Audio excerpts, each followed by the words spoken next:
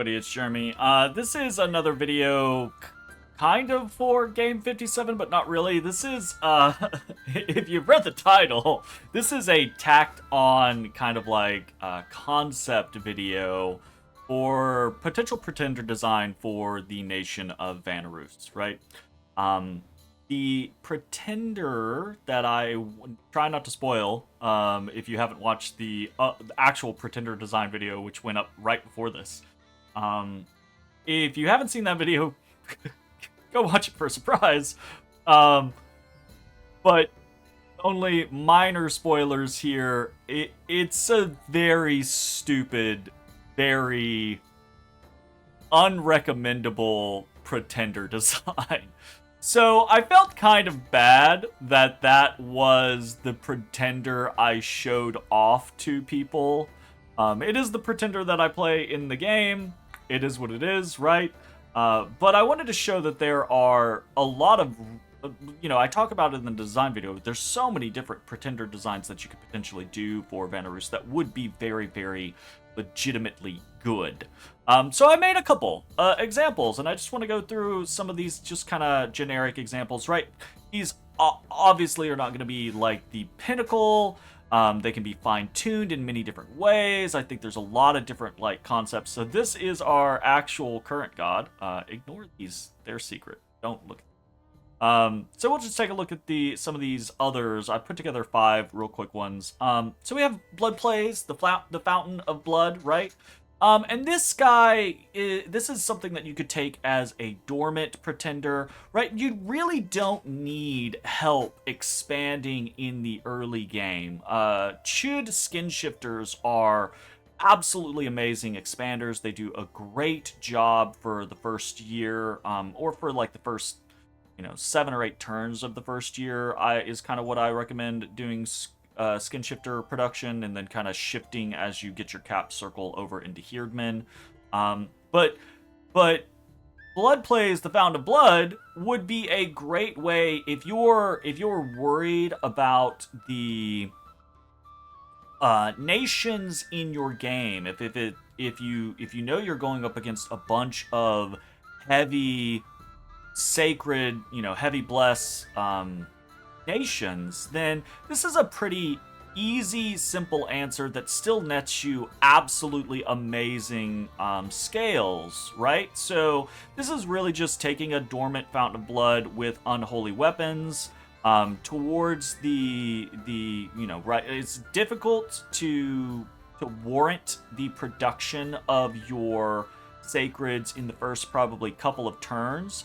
But after you kind of like get over that skin shifter kind of concept where you're like, okay, I'm going to shift to starting to produce Herdman, you could mix in as many of your Oathbound as you can afford. And since you're not really doing sacreds every turn for your commanders, you'll actually get the 6 a lot of the time. So that is useful, right? But being able to mix in the Oathbound with unholy weapons when your dormant comes online, right, allows you that extra threat to potentially be able to deal with a heavy bless. If you're really worried about like giant nations, right, the 15 armor piercing damage can help cut through that, etc., etc. I don't think it's not necessarily needed, right, because your skin shifters hit really hard, your Herdmen hit really hard, but this is something that you could do. It also, again, has really good stats. You do take a dip in or really good scales. You do take a dip in your order, which you can feel because your Herdmen do want both productivity and order. So this is a little bit painful, but you get a really nice chassis out of this. This is going to allow you to jump up into late blood things really easy. Go for things like Heliophagus, go for you could go for Blood Vortex, you could go for Forces of Darkness, you could even go straight up into Demon Lords. And this guy, even though he's an inept smith at Blood 7, he's going to be able to make a bevy of blood boosters for you, so that your other blood options basically any of your Blood 2 randoms on your Vanabogs have an easier time maximizing the utilization of whatever blood tech you have used. So getting into, the blood air cross path for storm demons, blood death cross path for vampires, etc., etc. So this guy you can see a lot of use out of. And he's got Magic 3, right? So that's really going to take off with your Sages and really help kind of make you just a powerhouse. And you get all of the other benefits that I discussed with Vanerus in the concept of them being a great scales nation, etc., etc. So I think this is a very valid kind of like way to go. An alternate kind of concept to that, if going for the heavy blood play isn't really the thing that you're interested in, or you're not really, you're not worried about unholy weapons or anything like that, you could go for something like a generic rainbow, right? Billion different ways to build this. Got a little splash of everything here or there. You can prioritize different things if you want to make sure you have more air for boosting into air, if you want to go for higher astral earth, if you want more blood, if you want more nature, right? And this is just a very generic scenario. Some resistances across the board, a little bit of defense skill. You could go for more nature, get rid of defense, plug in some poison. You could get rid of the defense entirely. This allows you, one, again, you're going to have perfect scales in this regard, right? It's gonna allow you a rainbow pretender that once it finally comes out, you will have a lot of options for cross path boosting, which is incredibly useful for Vanarus, right? They do have some difficulty breaking into particular paths. With something like this, you can design it specifically to be like, okay, I know I'm going to have difficulty breaking into X. Let me make sure that this guy is prepped for that. And if I have not succeeded in breaking into the thing when he comes out, he will allow me to break into that thing very easily, and I can move forward from there, right? And then the bless, again, is just very generic stuff. It's take whatever you think you're worried about. If you are up against a bunch of nations that you're really worried about them going for maybe like a Wrathful Skies play, or you're going for you're worried that people are going to be going for Firestorm, build in that resistance.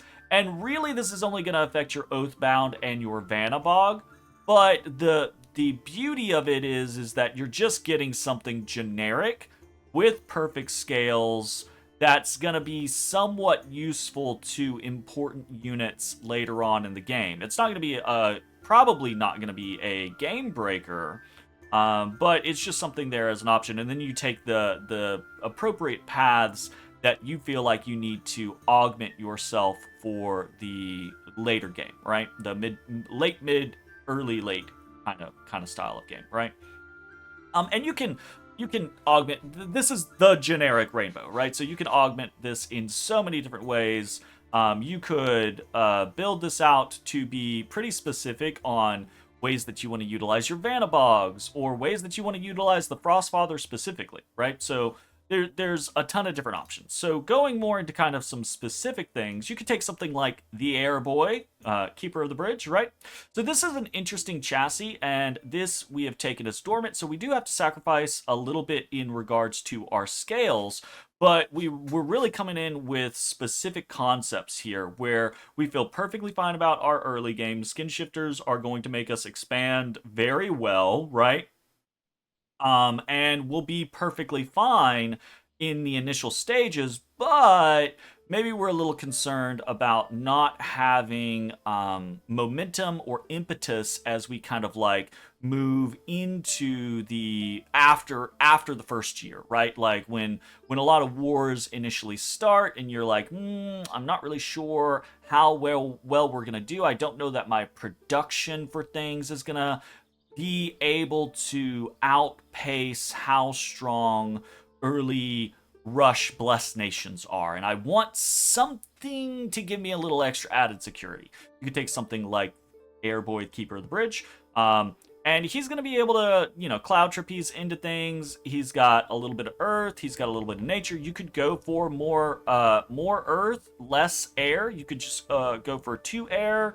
You could go for more earth, more nature, however you want to kind of build this out. Right now, he just has a very generic little bit of shock resistance and awareness. The reason I've taken him as therefore is because you could take him just to cloud trapeze around with a little bit of gear. He'll be able to mistform himself. He'll be able to iron skin, temper flesh himself. He'll be able to regenerate himself, personal regeneration himself. And he'll be able to, with some basic gear, really handle a lot of shit that just sit there and super combatant it. And unless someone has a good counter that they were expecting something like this to happen, then this guy will absolutely crush some early game stacks, right? And then what you can do is you can take an Air 4. He's going to allow you to get into winged helmets very easily, which you can augment your Vanabogs with. And even with him, you can do your own Wrathful Skies plays, right? If that type of thing doesn't interest you, then just lower the air on him, bump up some earth magic so that he at least gets to Earth 3, so he gets the protection boost, right? And then he's going to be significantly better at his job in that kind of like immediately after the first year phase, go from there. Really good scales still pretty across the board. We do sacrifice fortune, we do dip into misfortune, so we sacrifice our luck in order to achieve what we're accomplishing here. But we also get a pretty coveted +3 in order, I think, which actually does a lot for your income, and can really make the scales feel very, very good. Misfortune is a pain in the ass. It's a pain in the ass on a lot of nations. It feels less bad in Dominion 6. Right? So there is that. So I think a lot of people are swinging like misfortune. Misfortune was always popular to take, period, right? But I feel like people feel less punished for taking misfortune now. So that is another kind of disguised buff in this regard to what you're dealing with. And there's also the scenario of certain nations have an easier time dealing with misfortune than other nations, and certain builds have an easier time of dealing with misfortune than other builds, right? So taking a super Hellbless where you have misfortune is really painful when the misfortune kicks in, because oftentimes you have less shit, right, to handle the misfortune. So you lose a province or something comes and sieges something. Oftentimes you have less stuff to respond to whatever that is. And often, because of the nature of your hellish scales, you're in conflict with someone, right? Because you need to go kill someone with that Hellbless. So a lot of times the misfortune feels even worse in that regard. In this kind of situation, though, the misfortune often doesn't feel as bad because the rest of your scales are so good. You're producing things all over the place. You have a bunch of air mages, Vanabogs, and things like that can snap respond to issues with misfortune. And obviously, it's not always just losing province. There's other things that happen. But those are often some of the most painful ones, is losing provinces to misfortune events. Well, your Vanabogs can just cloud trapeze in and take it back without any issue, or just move because they have stellar map movement, right? So very easy to kind of like take control of the feeling of misfortune. Again, very customizable to however you want to kind of do this. For example, a slightly different option, right? Rather than going for Airboy, which is really designed as more of a strong thug / super combatant to throw in to early wars, you can take something like horsey ideas, right? So this one is the Asinja, right? She gets some interesting little stuff, and she also has glamour instead of nature. And really what we're looking for here is this one's straight up in prison, because we don't really care. We want, again, as good of a bless as we can take. We only have to dip in, or as good as scales as we can take. We only have to dip into Misfortune 1 rather than Misfortune 2. And we still get something that is going to be very powerful as a Titan. This chassis is going to be very good as a Titan in the late game. Pretty high air magic. If you haven't already broken in, we'll fix your air issues. Very high earth magic. If you haven't already broken in, we'll fix your earth issues. But we'll also allow you to make plays for earth. Big earth scenarios like Earthblood Deep Well, etc., and allow you to mix in like earthquakes into mid-game kind of battles. Oftentimes going into medium evocation for a nation like Vanarus is pretty strong. So you probably already have picked up Earthquake, but you have no real fucking way to use it, right? The resilience of the Earth, since it's incarnate only, is going to get hidden. People aren't going to see that portion of your bless. And then all of a sudden, if you're in a war in the mid game, you can cloud trapeze this lady in, do an earthquake or two, and really surprise someone. And it remains effective as you go further into the game, right? Because you can do very easily things like Featherweight Army or Soaring Army, and then have this lady unload. She can break you into other Earth situations, right? Like get you into Troll Kings so that you can have a Troll King running around with every kind of like big army, every Doom stack to put up things like Marble Army, etc. And she helps break you into Glamour as well, right? So Glamour 4 should be able to get you into most of the good Glamour stuff, which I think Vanarus has a difficult time doing unless they get that one national hero, and she makes it much easier, much more secure, and there's a lot of really good stuff that you can benefit from in Glamour. The Bless is really kind of designed just to be a Vanabog augmentation Bless, right? So a little bit of awareness to prevent them from getting harassed down as significantly as it otherwise would be, and some heroism just to get them experience faster, right? Even when they're just sitting around, they're going to grow experience faster. In battles, they're going to grow experience significantly faster. Those experience pips can be very, very useful. You could obviously take something else. There's plenty of other shit you could take. You could slot in some shock resistance or something like this. You don't have to go for high glamour. Again, very customizable. And the resilience of the Earth is just something for kind of like that late game concept of, oh, well, it's mid-game, so Fire Shock 10 is going to keep our Vanabogs very survivable. And at that point, you could start right before it, and at that point, you could start producing Oathbound as many as you possibly can, and suddenly have this augmented scenario where, oh, okay, well, we can comprise armies of Oathbound, right? Of Vanabogs, and we can either complement with shock resistance via things like Thunderfend or shit like that, and or we have high HP troops, right? High-ish HP troops compared to a lot of other human-esque nations. So throwing out something like Wrathful Skies suddenly becomes a lot easier. You can even do little stacks of like Oathbound, right? Because Oathbound are stealthy.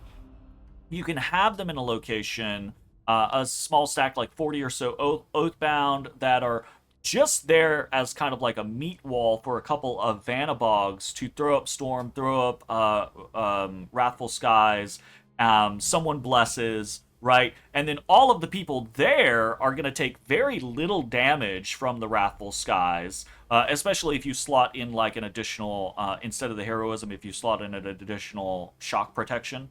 Or shock resistance concept, and that can be extremely useful, right? So really customizable scenario, leads into some really useful things in the mid to late game, still gives you a very powerful chassis, and a chassis that You can use... You don't want to use them completely willy-nilly, depending on what you use there, like if you go for a global or something like that. But if you don't do that, you could be really aggressive with this type of chassis and just be like, oh, well, I've played the game without Resilience of the Earth for most of the game so far, so I'm just going to huck this bitch into somebody, right? So a lot of really, really, like, fluid, customizable options that you can do there. And then, if you're really worried, right? If you're really worried that skin shifters are not going to be enough, they are, I promise you they are, or that you're going to get super rushed by some fucking dude, and you want not only the skin shifters, you know they're going to do well, but you want to be super aggressive. You can take something like the Ormr. If you're worried, take the Ormr. Honestly, not that bad taking an Awake Pretender or an Awake Expander. The Ormr is probably one of the best out-of-the-box Awake Expanders like this.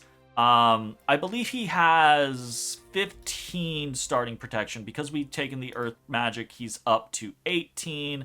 We take the Hard Skin, he's going to be up to 23 protection. He'll be able to buff himself, right? Especially if you're using Trusty Research, you'll be able to guarantee, right, what you get: Stone Skin, Temper Flesh, into Iron Skin concepts, right? Like those scenarios, which will make him extremely resilient. He comes out of the box with regeneration and fear. He's amphibious, so he can slip into underwater provinces, little ponds that might be in your area.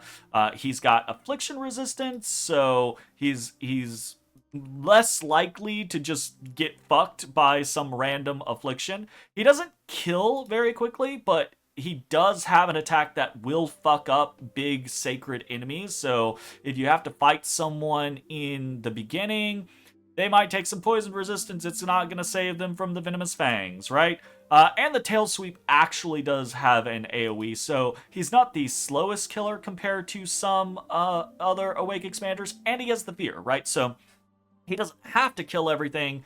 They're eventually going to get feared down, and he's just gonna wipe them, right? A little bit of splash of water magic because he has water 1, so this is just kind of like maximizing our points, give him a little bit more water. That can actually be useful in a couple of different things, but probably isn't the main draw.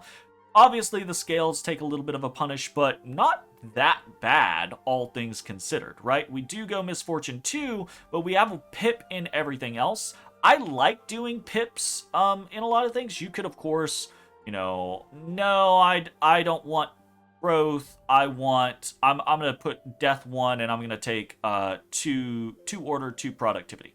Perfectly fine, right? I like doing like the spread pips because often in games you'll find, oh, this throne has +1 growth. Oh, this throne has +1 order. Oh, this throne has +1 magic, and you can kind of augment your scales there. A little low on the Dominion side, but we're really not interested in maximizing the utilization of our Oathbound. You could, however, do that. You could take a dip into like Death 1, right? And boost up your Dominion. Hardskin isn't like the greatest thing for Oathbound. Their protection is 16, but I think their natural protection is 0, or it might be like 2 or something like that. So getting Hardskin will boost their protection a little bit, and it'll be pretty nice. So if you want to go that route, you absolutely can. It's unnecessary. Again, skin shifters are going to do a very good job, but if you're going to go this hard into something like an Ormr, you might as well, right? So could very easily shift these around, have slightly worse skills, slightly better Dominion, go for the concept of having more Oathbound in the field and take advantage. If you actually go for Hardskin on Oathbound, I think they're pretty decent. I wouldn't go so hard as to go like, this is the reason why you go the Ormr rather than one of the other options, because it already has regeneration built in. I wouldn't go so hard as to do something like Hardskin regeneration for the Oathbound, because I just don't think it's worth it. But Hardskin in and of itself is fine, right? So you do something like this, and suddenly you're Your Oathbound with Glamour and 16 defense are somewhat hard to hit. Not impossible to hit, but somewhat hard to hit. But once you finally do hit them, I think they'll be sitting at around like 19 protection or something like that with hard skin. Maybe a little better. They might hit the 20. It's not gonna be a straight additional 5, because their natural protection is so low, I believe.